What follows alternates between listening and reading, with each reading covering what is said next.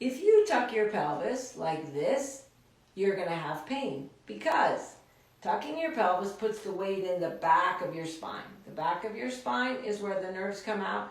This compresses the nerves and causes pain.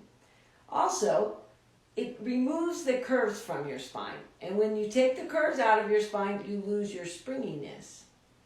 So when you get the curves back, you get your springiness back.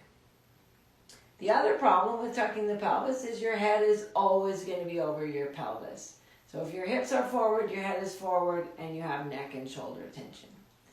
If you untuck your pelvis, you get your curves back.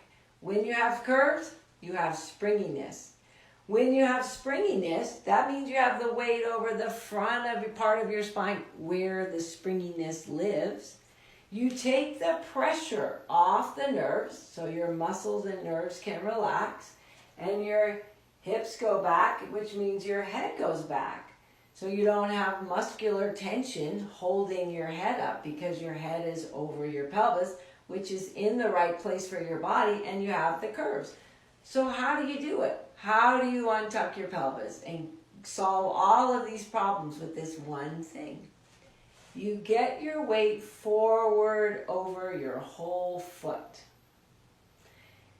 versus back over your heels. If your weight is back, the pelvis is going to tuck. You get your weight forward over your whole foot and your butt goes behind you. The butt is called a behind. It's not called an underneath. But once you have that feeling, and it'll be a weird feeling, take a walk and feel yourself walking in this new alignment. Notice if you feel a little springier. If you want my help getting out of pain, message me.